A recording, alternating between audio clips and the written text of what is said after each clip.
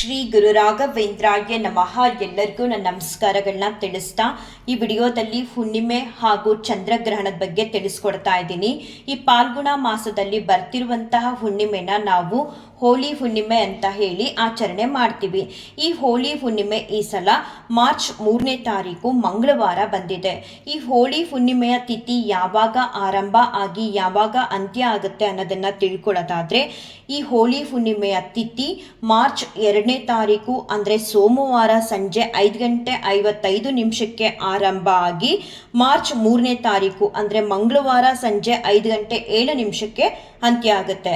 ಈ ಹುಣ್ಣಿಮೆ ದಿನ ನಿಮ್ಮ ಮನೆ ದೇವರಿಗೆ ವಿಶೇಷವಾದ ಪೂಜೆನ ಸಲ್ಲಿಸ್ಬೋದು. ಮತ್ತು ಮನೆಯಲ್ಲಿ ಹುಣ್ಣಿಮೆ ದಿನ ವಿಶೇಷವಾಗಿ ಲಕ್ಷ್ಮೀ ಪೂಜೆನ ಮಾಡ್ಬೋದು. ಅದರಲ್ಲೂ ಈ ಹೋಳಿ ಹುಣ್ಣಿಮೆ ದಿನ ಲಕ್ಷ್ಮೀ ಪೂಜೆನ ಮಾಡೋದ್ರಿಂದ ತುಂಬನೇ ಒಳ್ಳೆಯದು.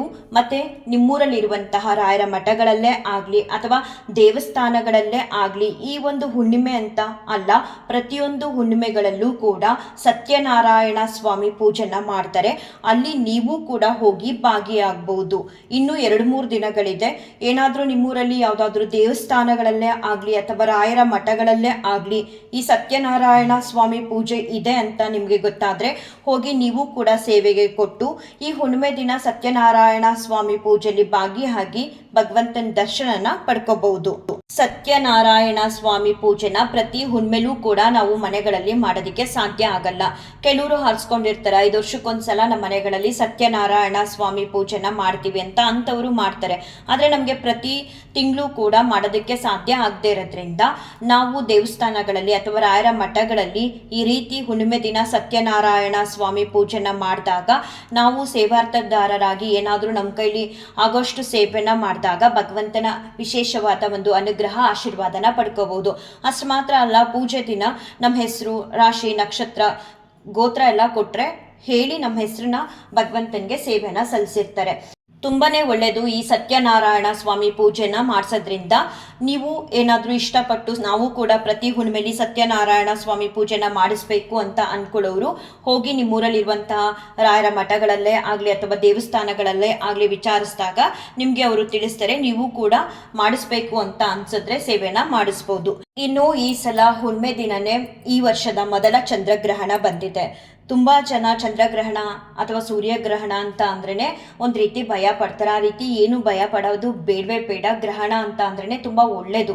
ಭಗವಂತನ ನಾವು ನಾಮಸ್ಮರಣೆನ ಮಾಡೋದ್ರಿಂದ, ಭಗವಂತನ ಧ್ಯಾನನ ಮಾಡೋದ್ರಿಂದ ಆ ದಿನ ವಿಶೇಷವಾದ ಶಕ್ತಿನ ಭಗವಂತನಿಂದ ಪಡ್ಕೋಬೋದು.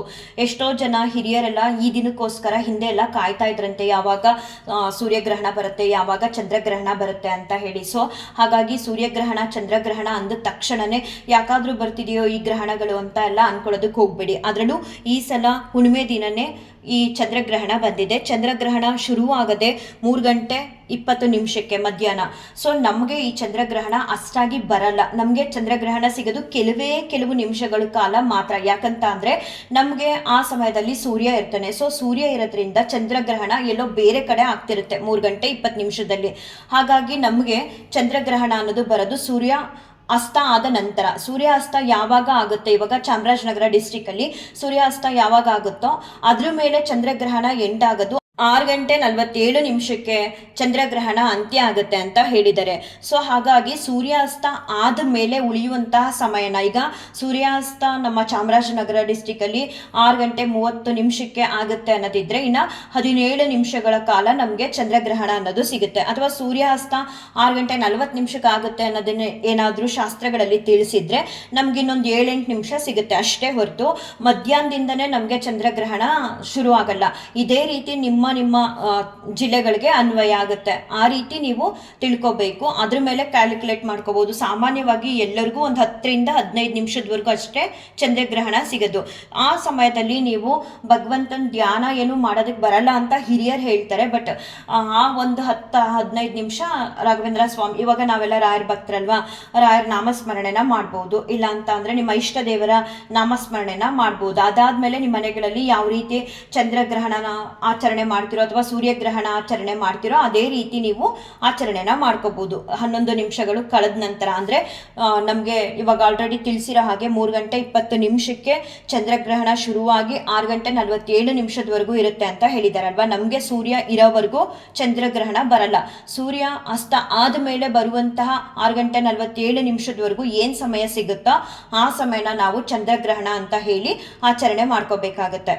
ಇನ್ನು ಚಂದ್ರಗ್ರಹಣ ಆದಮೇಲೆ ರಾಶಿ ಫಲಗಳನ್ನ ಹೇಳ್ತಾರೆ. ಈ ರಾಶಿಗಳಿಗೆ ಹೀಗಾಗೋಗ್ಬಿಡುತ್ತೆ, ಇಂಥ ರಾಶಿಗಳಿಗೆ ಈ ರೀತಿ ಕೆಡುಕಾಗ್ಬಿಡುತ್ತೆ, ಹಾಗೆ ಹೀಗೆ ಅಂತ ದಯವಿಟ್ಟು ಯಾವುದನ್ನು ಕೂಡ ನೀವು ಡೀಪ್ ಆಗಿ ಮನಸ್ಸಿಗೆ ಹಾಕೋಬೇಡಿ. ಬದಲಾಗಿ ಚಂದ್ರಗ್ರಹಣ ಮುಗಿದ ಮೇಲೆ ನೆಕ್ಸ್ಟ್ ಡೇ ಬುಧವಾರ ಸಿಗುತ್ತೆ, ಅದ್ರ ನೆಕ್ಸ್ಟ್ ಡೇ ಗುರುವಾರ ಸಿಗುತ್ತೆ. ನಾವೆಲ್ಲ ರಾಯರ ಭಕ್ತರಾಗಿರೋದ್ರಿಂದ ರಾಘವೇಂದ್ರ ಸ್ವಾಮಿ ಅವರಿಗೆ ಒಂದು ಸ್ವಲ್ಪ ತುಳಸಿನ ತಗೊಂಡು ಹೋಗಿ ಕೊಟ್ಬಿಟ್ಟು, ಸ್ವಾಮಿ ಏನೇ ಇದ್ರು ನೀವು ನೋಡ್ಕೊಳ್ಳಿ ಅಂತ ಹೇಳಿ. ಯಾವುದೇ ಒಂದು ರಾಶಿಗಳಿಗೂ ಏನು ಬದಲಾವಣೆ ಆಗಲ್ಲ, ಯಾವುದೇ ರೀತಿಯಾದ ಒಂದು ಸಂಕಷ್ಟಗಳು ಬರಲ್ಲ ಅಂತಾನೆ ಎಲ್ಲರೂ ಹೇಳ್ತಾರೆ. ಬಟ್ ನಿಮ್ಮ ಮನ್ಸಿಗೆ ಏನಾದರೂ ಯಾವುದಾದ್ರೂ ವಿಚಾರಗಳನ್ನ ಕೇಳಿ, ಇಲ್ಲ ಈ ಥರ ಹೇಳ್ತಿದ್ದಾರೆ ನಮ್ಮ ರಾಶಿಯವ್ರಿಗೆ ಹೀಗಾಗ್ಬಿಡುತ್ತೆ ಹಾಗಾಗ್ಬಿಡುತ್ತೆ ಅಂತ ಅನ್ಕೊಳ್ಳೋರು ಗುರುವಾರ ರಾಯರ ಮಠಕ್ಕೆ ಹೋಗುವಾಗ ಸ್ವಲ್ಪ ತುಳಸಿನ ತಗೊಂಡೋಗಿ, ಸ್ವಾಮಿ ಏನೇ ಇದ್ರು ನೀವು ನೋಡ್ಕೊಳ್ಳಿ, ನಮಗೆಲ್ಲ ಒಳ್ಳೇದು ಮಾಡಿ ಅಂತ ಹೇಳಿ ರಾಯರ ಪಾದಕ್ಕೆ ತುಳಸಿನ ಅರ್ಪಿಸಿ ಒಳ್ಳೇದಾಗುತ್ತೆ. ಎಲ್ಲರಿಗೂ ರಾಯರು ಒಳ್ಳೇದು ಮಾಡಲಿ ಅಂತ ಹೇಳ್ತಾ ಈ ಒಂದು ವಿಡಿಯೋನ ಎಂಡ್ ಮಾಡ್ತೀನಿ. ಶ್ರೀ ಕೃಷ್ಣಾರ್ಪಣಮಸ್ತು, ಶ್ರೀ ಕೃಷ್ಣಾರ್ಪಣಮಸ್ತು, ಶ್ರೀ ಕೃಷ್ಣಾರ್ಪಣಮಸ್ತು.